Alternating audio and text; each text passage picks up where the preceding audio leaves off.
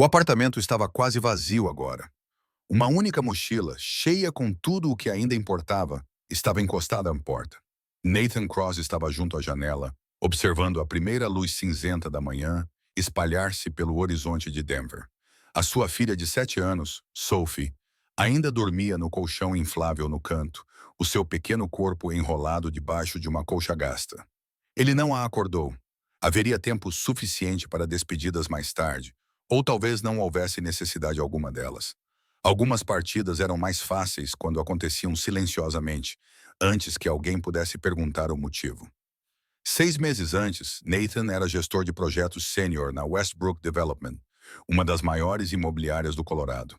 Passou 11 anos a construir a sua carreira lá, começando como analista júnior, logo após sair da faculdade, trabalhando arduamente até tarde da noite, perdendo jantares e conquistando lentamente a confiança dos seus colegas. Quando chegou aos 35 anos, ganhou a reputação de ser o homem que conseguia salvar projetos problemáticos. O homem que enviam quando os prazos se aproximam e os orçamentos estão a ficar fora de controle. Não era brilhante de uma forma que chamasse a atenção em festas, mas era confiável. Numa indústria baseada em promessas e especulação, a confiabilidade valia mais do que a genialidade. O projeto Riverside Commons era da sua responsabilidade há quase 2 anos. Era um empreendimento ambicioso na zona leste da cidade. Um complexo de uso misto que combinava habitações a preços acessíveis, espaço comercial e um centro comunitário. A cidade tinha concedido incentivos fiscais substanciais e a própria presidente da Câmara tinha discursado na cerimônia de inauguração. Nathan acreditava no projeto.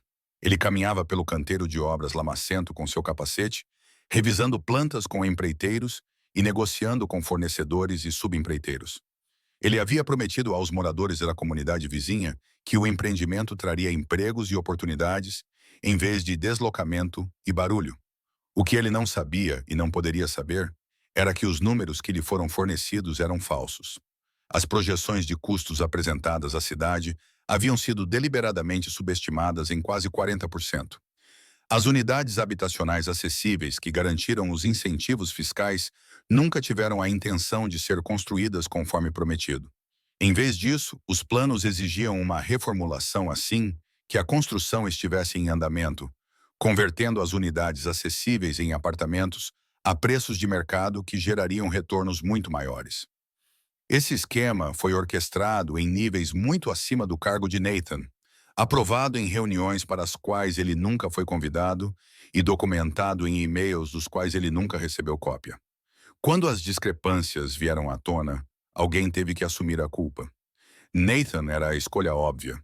A sua assinatura aparecia em dezenas de documentos e o seu nome estava associado a todos os relatórios de progresso apresentados à cidade. Ele confiava nos números fornecidos pelo departamento financeiro e acreditava nas garantias dos seus superiores de que o projeto estava dentro do prazo e do orçamento. Essa confiança fez dele o bode expiatório perfeito. A demissão foi rápida e decisiva. Numa terça-feira de manhã, ele foi chamado a uma sala de conferências e recebeu um acordo de rescisão que incluía uma modesta indenização e uma cláusula de não difamação mais longa do que alguns dos contratos que ele havia negociado. Um segurança então o acompanhou até sua mesa para recolher seus pertences pessoais. Ao meio-dia, seu crachá de acesso havia sido desativado e sua conta de e-mail da empresa havia sido encaminhada ao Departamento de Recursos Humanos. 11 anos de lealdade foram reduzidos a uma caixa de papelão e um aperto de mão que parecia um pedido de desculpas por algo que ninguém admitiria. As consequências profissionais vieram rapidamente. O seu nome apareceu na cobertura da imprensa local sobre o escândalo, sempre associado a frases como suposta deturpação e sob investigação. Antigos colegas deixaram de retornar às suas chamadas. Recrutadores que antes o cortejavam agora enviam recusas educadas, alegando preocupações com a adequação. A indústria era menor do que as pessoas imaginavam, e a reputação viajava mais rápido do que os fatos. Em 3 meses, ele gastou todas as suas economias, pagando aluguel e honorários advocatícios a um advogado que acabou por aconselhá-lo que processar a demissão injusta custaria mais do que ele poderia pagar e levaria mais tempo do que ele poderia esperar. Sophie nunca perguntou por que eles se mudaram da casa para este apartamento, ou por que o quarto dela encolheu de um espaço grande o suficiente para dançar para um canto dividido por um lençol pendurado. Ela era jovem o suficiente para se adaptar e velha o suficiente para entender que fazer certas perguntas fazia seu pai ficar quieto de uma forma assustadora. Ela havia aprendido a preencher os silêncios com histórias sobre a escola, desenhos de cavalos e perguntas sobre o que eles poderiam comer no jantar. Uma noite, Nathan percebeu que ela o estava a proteger, enquanto a observava tagarelar alegremente sobre nada, enquanto ele mexia uma panela de macarrão que eles comeriam pela terceira vez naquela semana. A sua filha de 7 anos estava a protegê-lo da sua própria preocupação. A decisão de deixar Denver cristalizou-se lentamente, depois de repente. Um primo em Boise mencionou um emprego na construção civil que não exigia referências, apenas costas fortes e disposição para chegar cedo. Não era a carreira que Nathan tinha construído, mas era um trabalho. Proporcionaria um rendimento. Era uma cidade onde ninguém conhecia o seu nome ou se importava com o escândalo que destruíra a sua reputação profissional. Ele poderia recomeçar lá e reconstruir algo menor e mais simples. Poderia dar a Sophie uma infância que não fosse ofuscada pelo fracasso do pai. O apartamento estava quase vazio agora, pois ele vendera ou doara tudo o que não cabia no carro. Os móveis, livros e utensílios de cozinha que acumularam ao longo de anos de vida comum. Sophie teve permissão para escolher 3 brinquedos para levar com ela. Ela escolheu um elefante de pelúcia, um conjunto de lápis de cor e um globo de neve de uma viagem às montanhas que fizeram quando a mãe dela ainda estava viva. Nathan não lhe disse que estava a se despedir de Denver para sempre. Ele disse apenas que iriam partir numa aventura. E Sophie acreditou nele porque as crianças acreditam nos pais, mesmo quando eles mentem. Eleanor Ashford não pensava em Nathan Cross há meses. Não havia motivo para isso. Ele era apenas um dos muitos funcionários que passaram pela Westbrook Development durante o seu tempo como diretora executiva, um nome nos organogramas que ela só revisava quando era necessária uma reestruturação. Ela herdara a empresa do pai há 12 anos e a transformara de uma incorporadora regional em uma das empresas imobiliárias mais influentes do Oeste Montanhoso. A sua reputação foi construída com base na precisão e na capacidade de analisar uma situação e tomar decisões que maximizassem o valor a longo prazo, independentemente do desconforto a curto prazo. O escândalo da Riverside Commons tinha sido um desafio significativo, mas ela tinha o gerido de forma eficaz. As irregularidades financeiras foram atribuídas a um pequeno grupo de gestores intermédios que tinham agido sem autorização. Vários foram demitidos, outros demitiram-se. A empresa pagou multas, emitiu declarações de arrependimento e implementou novos procedimentos de supervisão que satisfizeram os reguladores. O projeto em si foi reestruturado. Como gesto de boa-fé, a componente de habitação acessível foi restaurada às suas especificações originais. Em 6 meses, a história desapareceu do ciclo noticioso, tendo sido substituída por outras controvérsias e vilões. Eleanor não analisou pessoalmente a lista de funcionários demitidos em conexão com o escândalo. Isso era assunto para os recursos humanos e o consultor jurídico. Ela foi informada sobre as linhas gerais e recebeu garantias de que as pessoas responsáveis haviam sido responsabilizadas. Em seguida, ela passou para a próxima crise que exigia sua atenção. Administrar uma empresa do tamanho da Westbrook significava triagem e priorização constantes, além do sacrifício diário da profundidade em favor da amplitude. Sempre havia mais problemas do que horas e mais decisões do que dados. Era uma auditoria de rotina. 3 meses após o escândalo ter sido oficialmente encerrado, ela voltou a se deparar com o nome de Nathan.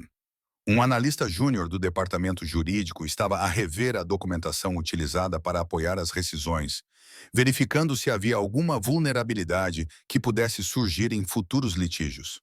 O seu relatório apontou uma anomalia. O gestor de projeto, identificado como o principal responsável, aparentemente havia levantado preocupações sobre as projeções de custos em vários e-mails antes da fraude ser descoberta. Esses e-mails foram ignorados durante a investigação inicial. Eles foram enterrados numa pasta marcada como processada sem a devida revisão. Numa quinta-feira à noite, Eleanor leu o relatório do analista sozinha em seu escritório, depois que o resto do andar executivo esvaziou. Os e-mails estavam anexados como anexos. Eram breves e profissionais. O tipo de perguntas rotineiras que os gerentes de projeto fazem quando os números não batem. Eles foram enviados ao diretor financeiro com cópia para o vice-presidente de desenvolvimento. Nenhum dos dois respondeu. Nenhum dos dois os encaminhou para outra pessoa. Nathan Cross tinha feito exatamente o que devia fazer. O sistema simplesmente não registrou isso. Ela ficou sentada com o relatório por um longo tempo, observando o pôr do sol sobre as montanhas através das janelas do chão ao teto. Os fatos eram bastante claros. Um homem tinha sido demitido por um escândalo que tentou evitar. As suas preocupações foram ignoradas, a sua reputação foi destruída e a sua carreira foi desmantelada. A empresa seguiu em frente. Ela também seguiu em frente. E algures nesta cidade, ou talvez já não nesta cidade, havia alguém cuja vida tinha sido arruinada por decisões tomadas em salas onde nunca tinha entrado. A Eleanor tinha construído a sua carreira com base no princípio de que os negócios não eram pessoais. As decisões baseavam-se em dados, resultados e avaliações de risco. O sentimentalismo era um luxo que as empresas lucrativas não podiam permitir-se. Mas, sentada no seu escritório vazio e lendo e-mails de um homem que tinha visto a verdade antes de qualquer outra pessoa e sido punido por isso, ela sentiu algo que não sentia há anos.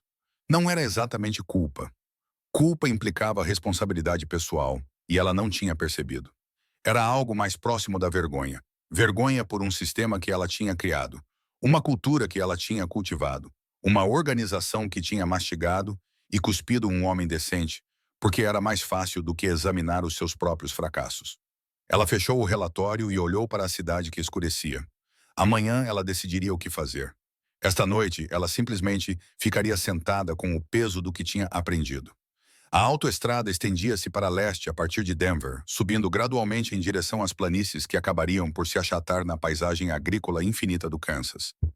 Nathan conduzia com as duas mãos no volante, os olhos fixos na estrada à sua frente. Sophie adormecera no banco de trás, com a cabeça encostada na janela e a respiração a embaciar o vidro em nuvens lentas e rítmicas. O sol começara a nascer atrás deles, pintando o espelho retrovisor em tons de rosa e dourado, mas ele recusou-se a olhar. Não deixara nenhum endereço para correspondência. O senhorio recebera o último mês de renda e rescindira o contrato de arrendamento. O seu número de telefone mudaria assim que chegasse a Boise. O antigo código de área de Denver seria substituído por algo que pertencia à sua nova vida. Não tinha contado a ninguém sobre a sua partida, exceto ao seu primo. Mesmo essa conversa tinha sido breve e prática. Um quarto estaria à sua espera com um colchão no chão e uma oportunidade de ganhar o suficiente para alugar um lugar pequeno, mais seguro para Sophie. Era menos um plano e mais uma direção. Um vetor para longe de tudo o que tinha corrido mal. O café na sua caneca de viagem estava frio.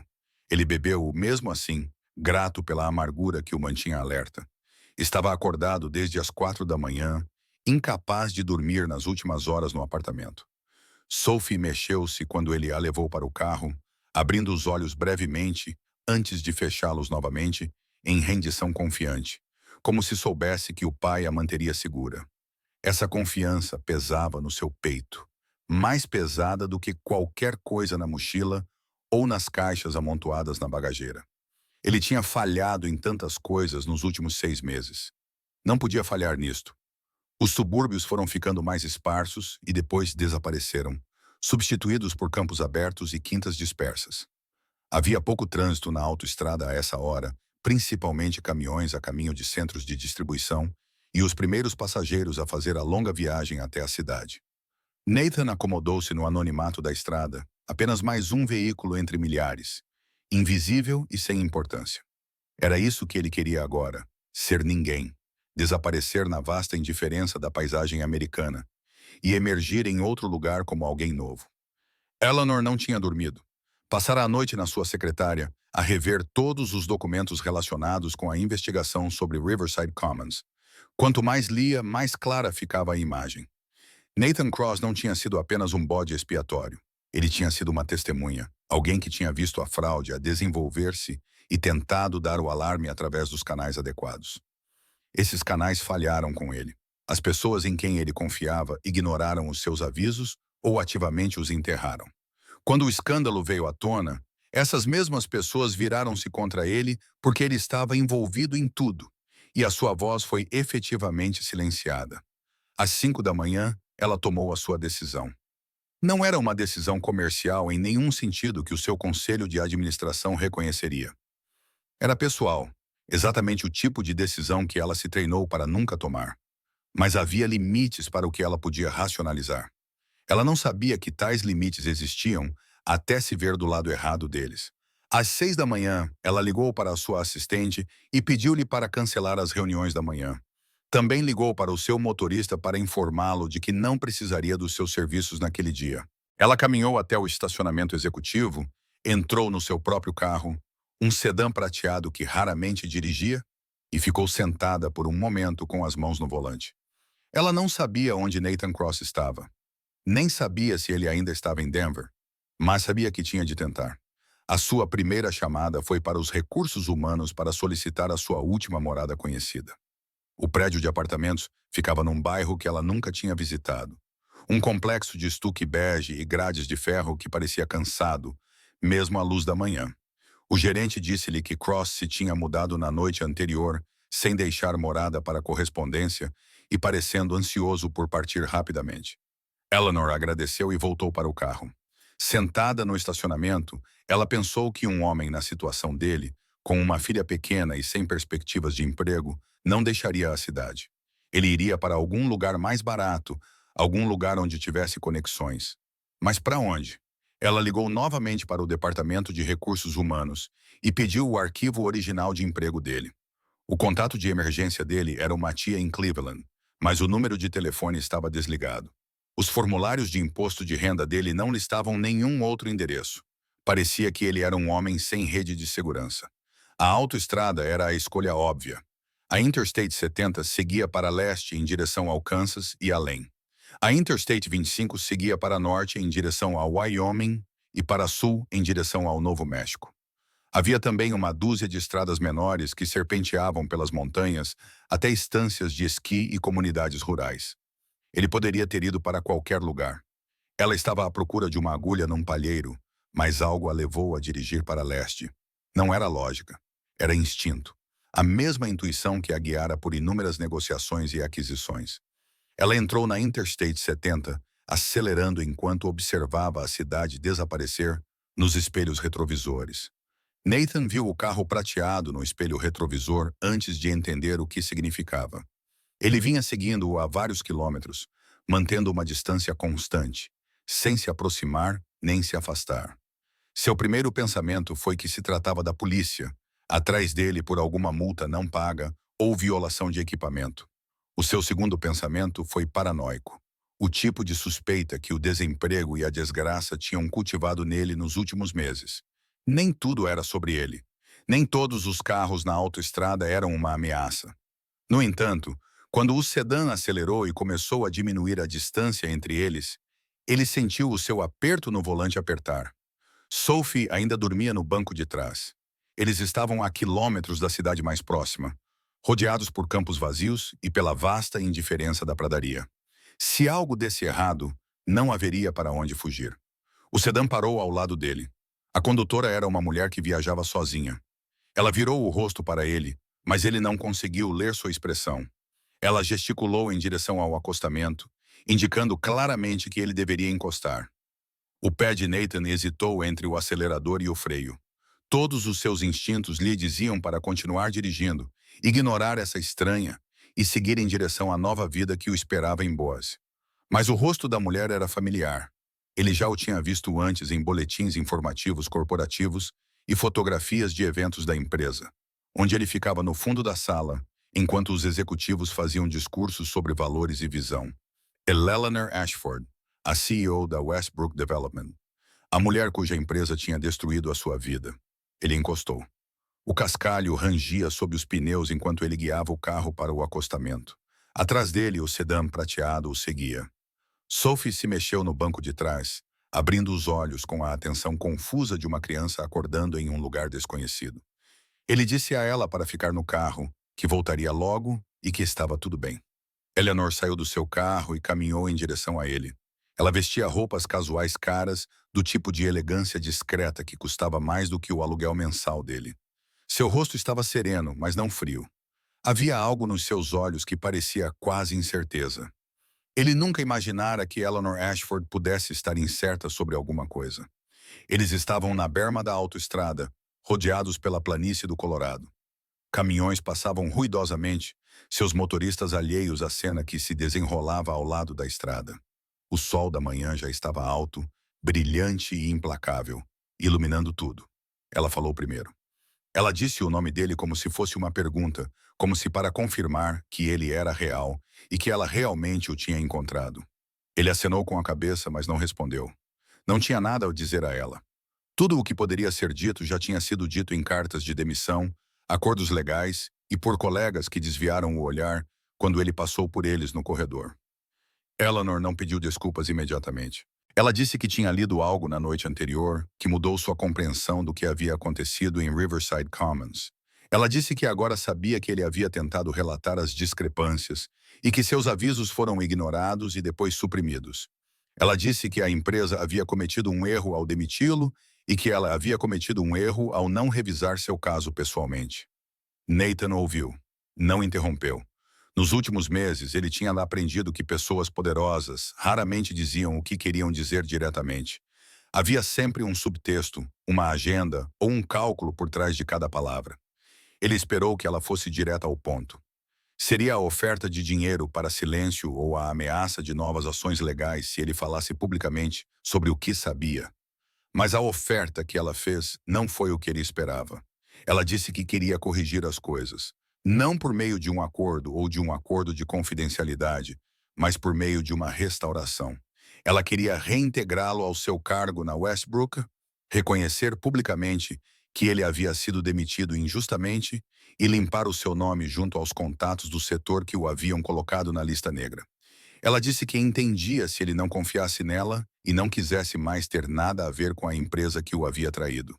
No entanto, ela queria que ele soubesse que essa opção existia, que ela reconhecia a injustiça e estava disposta a corrigi-la.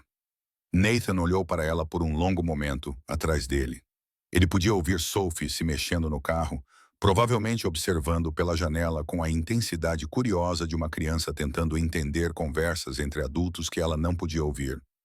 A autoestrada estendia-se em ambas as direções. A leste, em direção a Boaz e ao novo começo que ele tinha planeado. E a oeste, em direção a Denver e a tudo o que ele tinha perdido.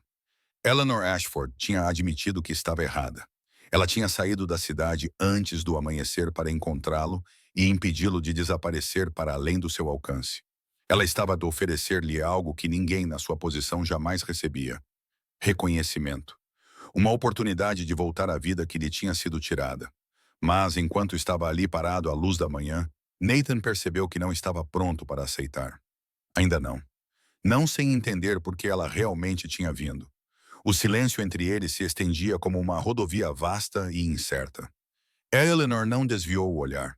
Ela encontrou o seu olhar com a compostura firme de uma mulher acostumada a negociações de alto risco. Mas por baixo dessa compostura havia algo quase frágil. Nathan podia ver isso na ligeira tensão ao redor dos olhos dela e na maneira como as mãos permaneciam ao lado do corpo, ao contrário de suas aparições públicas, quando gesticulava com confiança. Ele perguntou por quê. Não porque ela estava oferecendo a restauração, mas porque ela mesma tinha vindo. Porque ela tinha dirigido sozinha durante a madrugada para perseguir um homem que não passava de um nome num arquivo pessoal. Ela era a CEO de uma empresa que valia centenas de milhões de dólares. Tinha advogados, executivos de recursos humanos e especialistas em relações públicas que poderiam ter lidado com isso de forma discreta e profissional. Por que estava parada à beira de uma autoestrada com roupas que provavelmente valiam mais do que o carro dele, a falar com alguém que nunca tinha visto antes? Eleanor ficou em silêncio por um momento. Quando falou, a sua voz estava diferente, mais suave.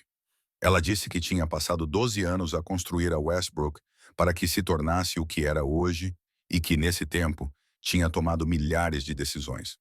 Algumas tinham sido certas, outras erradas. No entanto, ela sempre acreditou que desde que os resultados fossem defensáveis, o processo não importava. Ela acreditava que os negócios eram um jogo de números e estratégias, e que os custos humanos eram abstrações a serem geridas, em vez de realidades a serem sentidas. Ela tinha lido os e-mails que ele enviara ao diretor financeiro sobre discrepâncias nas projeções de custos que tinham sido ignoradas e enterradas. Lê-los era como ver um homem a afogar-se em câmara lenta, enquanto pedia ajuda a um barco que não o ouvia. Ele tinha feito tudo certo. Ele tinha seguido as regras, levantado as suas preocupações através dos canais corretos e confiado que o sistema responderia.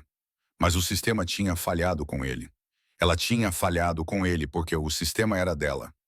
Nathan observou-a enquanto ela falava.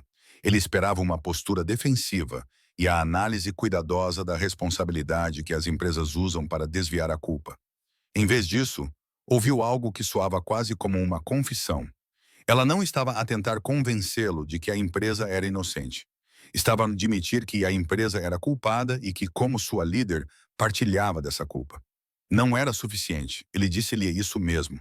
Disse que apreciava o seu reconhecimento e que significava algo saber que alguém na Westbrook tinha finalmente reconhecido o que tinha acontecido. No entanto, reconhecimento não era o mesmo que justiça.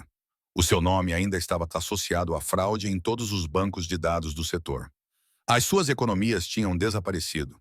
A sua filha passou os últimos 6 meses vendo o pai desmoronar e aprendendo lições sobre o mundo que nenhuma criança deveria aprender tão jovem.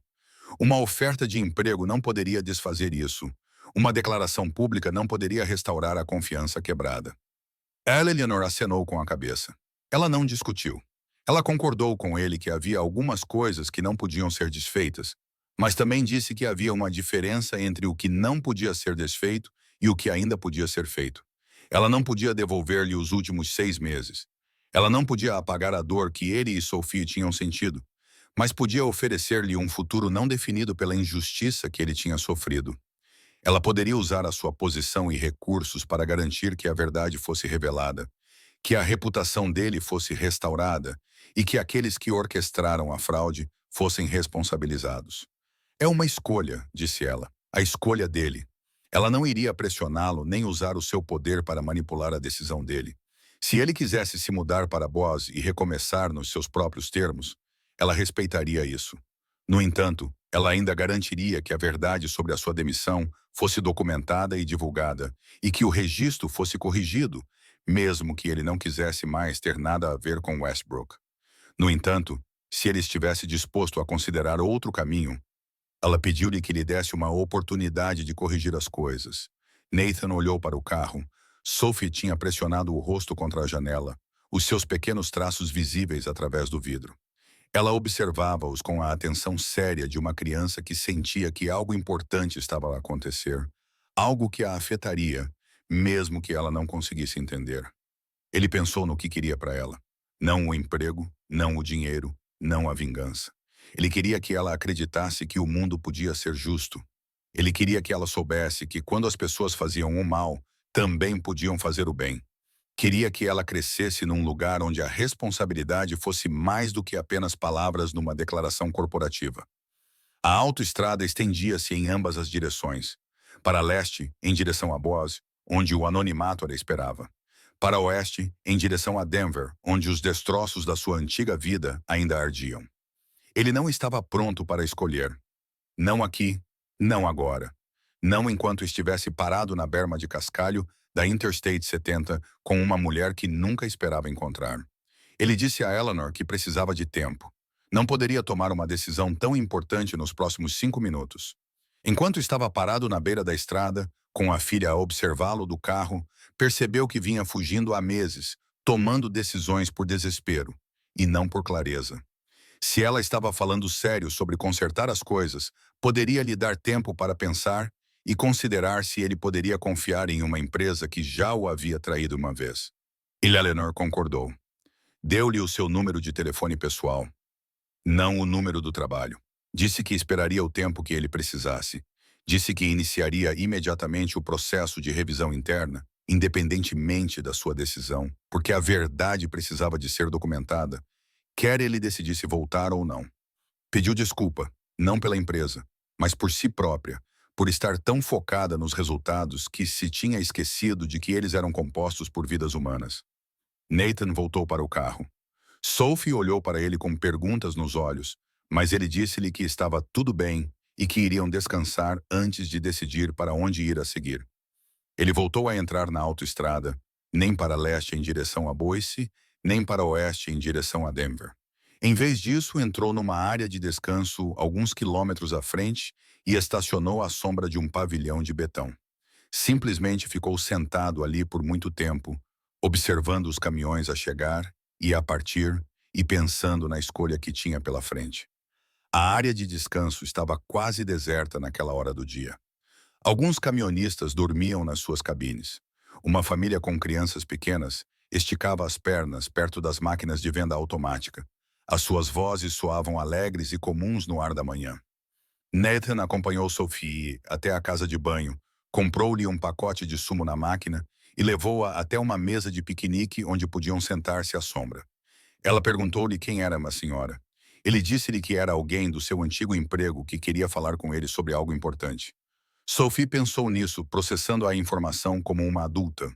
Ela perguntou se a senhora era má. Não, não exatamente, respondeu ele.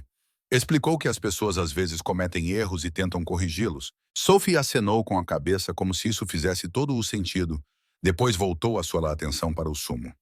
Enquanto isso, Nathan refletia sobre o que tinha perdido, a carreira que construíra ao longo de 11 anos, a reputação que conquistara através de inúmeras noites sem dormir e decisões cuidadosas, e a estabilidade que lhe permitia oferecer a Sophie uma boa vida e um futuro seguro com um pai que podia sustentá-la. Nada disso lhe fora tirado por seu próprio fracasso, mas pelos fracassos de outros que escolheram sacrificá-lo em vez de enfrentar sua própria responsabilidade. Ele pensou no que poderia ganhar. Eleanor Ashford estava a oferecer restauração. Mas restauração para quê? Para uma empresa que o descartou quando foi conveniente fazê-lo? Para uma indústria que fechou as portas com base em rumores e suposições?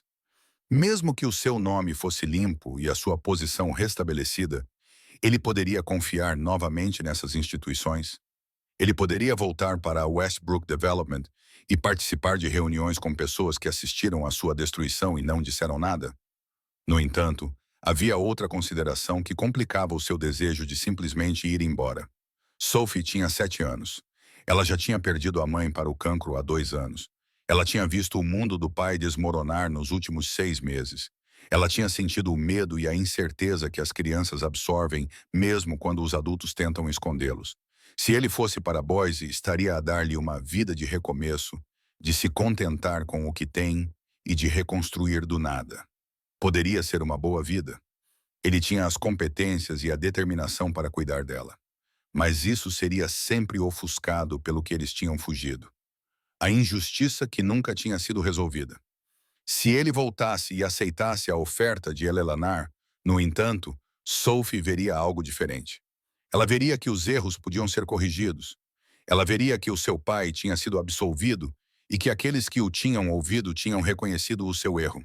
Ela aprenderia que era possível exigir responsabilidade, insistir na justiça e recusar-se a deixar que instituições poderosas definissem a verdade.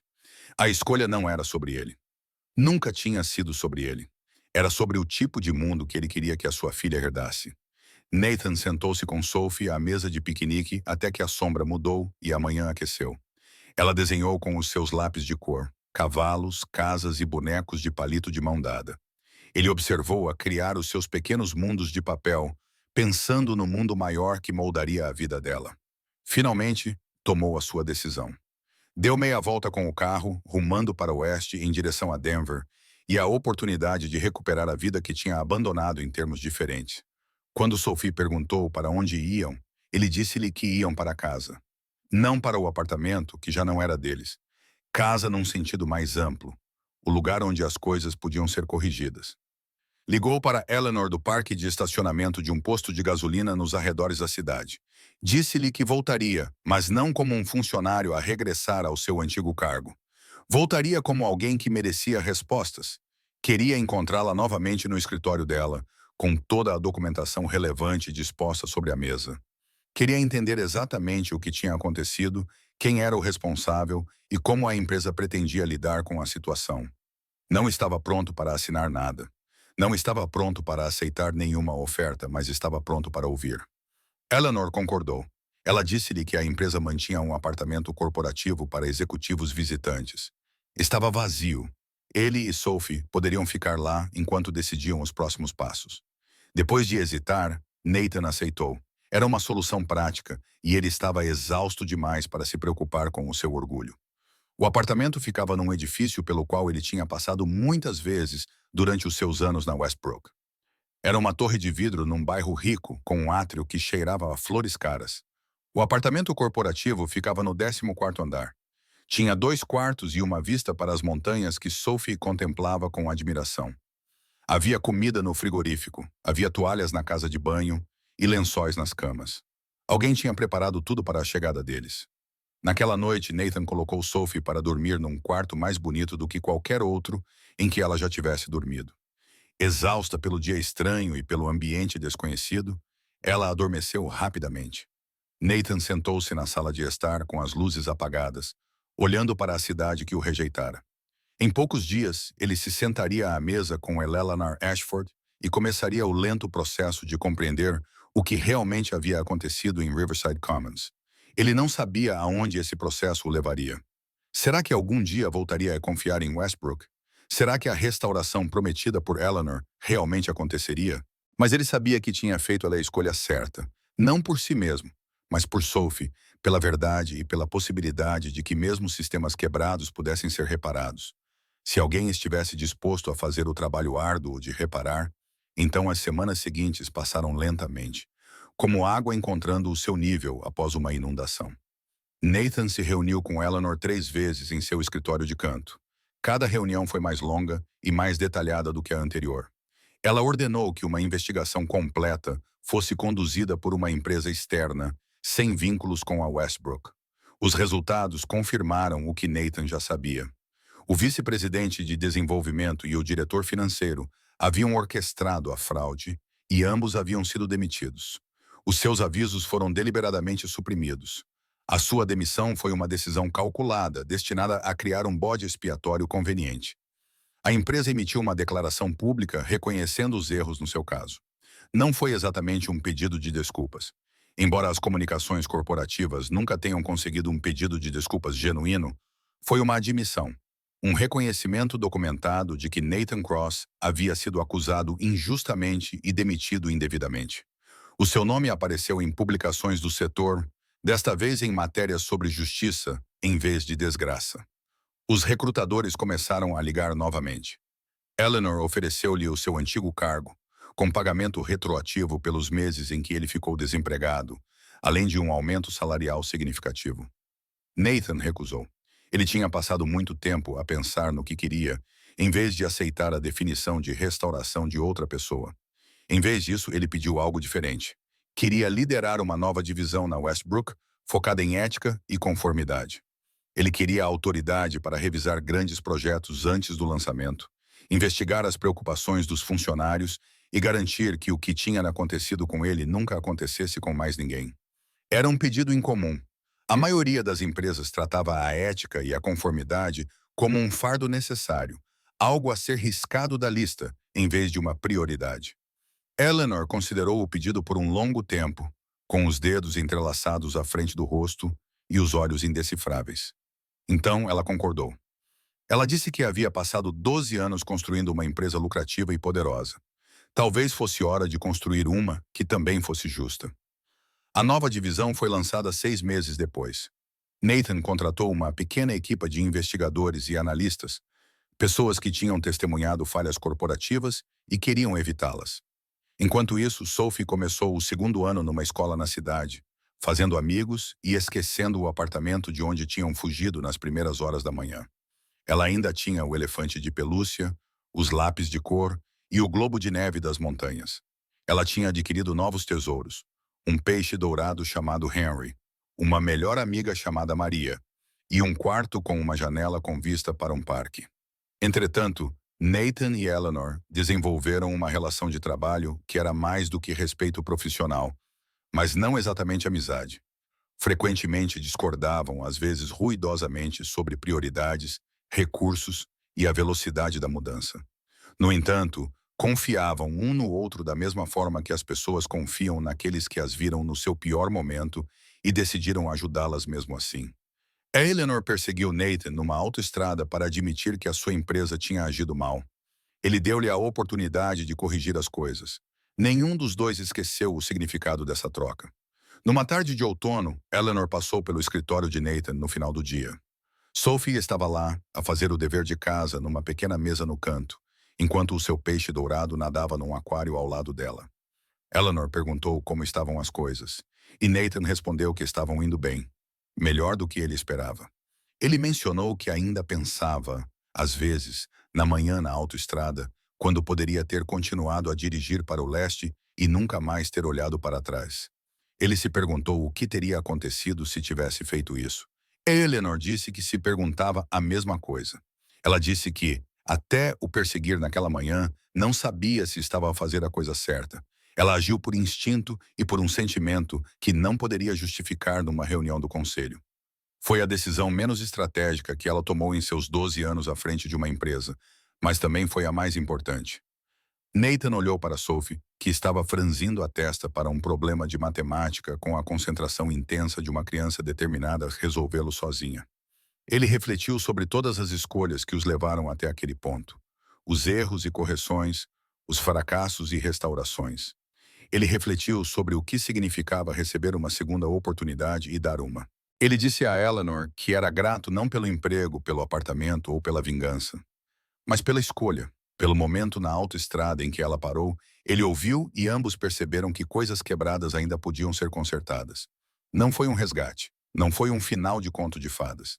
Em vez disso, foi um começo construído sobre a base sólida do fracasso reconhecido e da reparação deliberada. Sophie levantou os olhos do seu trabalho de casa e sorriu para os dois. Henry, o peixe dourado, nadava em círculos preguiçosos. A luz dourada e quente do outono entrava pela janela. Lá fora, a cidade continuava o seu movimento interminável, cheia de pessoas a fazer escolhas que as afetariam para sempre. Nathan Cross quase deixou Denver para sempre. Eleanor Ashford quase o deixou ir, mas eles se encontraram no último momento possível em uma rodovia à luz da manhã e fizeram uma escolha diferente. Isso não tornou tudo perfeito, mas abriu uma porta que nenhum dos dois sabia que existia. Eles atravessaram-na juntos, rumo ao que quer que viesse a seguir.